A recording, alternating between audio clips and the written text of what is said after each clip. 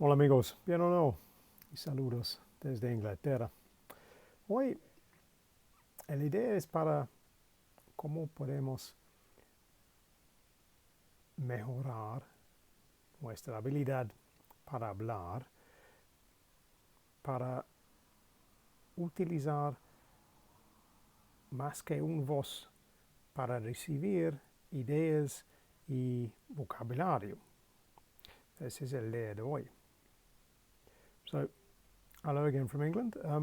Our theme today,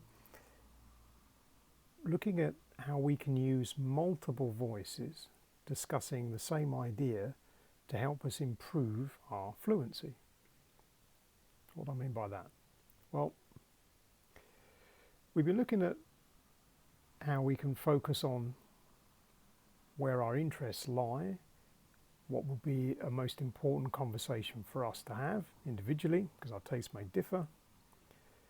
And then by looking at it like that, we can then probably narrow this down almost to like a key word for a topic area, perhaps, that we're particularly interested in. So let's pick a keyword just to give you an example. Let's say we're looking at negotiation.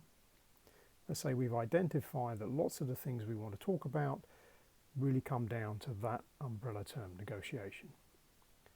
So to help us use multiple voices to improve our fluency, I would take that keyword, look at that as a keyword search on something like YouTube, because then we get lots of videos by lots of different people, and this is the key thing, lots of different people discussing a similar topic. Listening to lots of those, we will then get multiple voices discussing the same idea. So the idea of this is it's a form of repetition, but it's not repetition in the strict sense. So it's not like you're listening to one piece constantly, the same every time. It's that you're listening to multiple points of view discussing the same topic. So you get the same words, more likely, the same vocabulary, but they're mixed each time, because every time you're listening to a different person talk on that topic, chances are they will express a slightly different opinion, or they might use slightly different words to talk about the same topic. But as you listen through these over a period of time, you'll notice patterns in the most useful vocabulary that constantly comes back up, phrases that are used by nearly everybody to talk about this particular topic we're looking at. And this is something you can then draw on to help you write your own dialogues. So the idea really is, by seeing as many different ways of talking about the same topic, that's the topic you're really interested in, this gets you more comfortable, particularly with listening, so that when you're in that conversation yourself, you've already heard most of the main ways people discuss this topic. So that's less of a shock to you.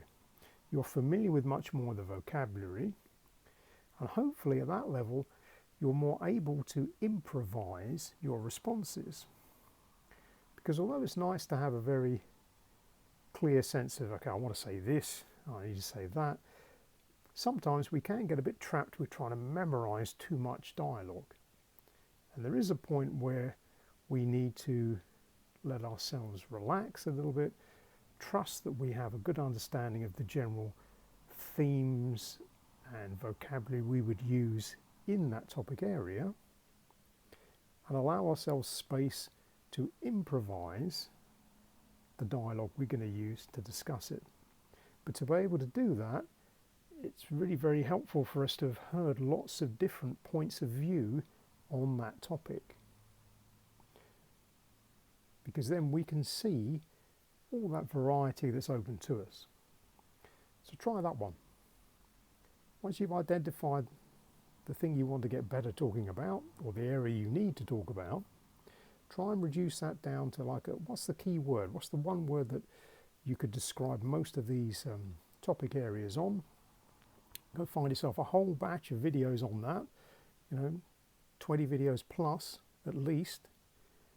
Listen to all the different opinion types there are on that topic area, start looking for patterns in the phrases people are using to discuss that, and use that to draw upon for your own vocabulary for when you want to discuss the topic generally. So I hope that one's useful. Déjame saber, como siempre, en los comentarios. But for now, we'll say cheerio.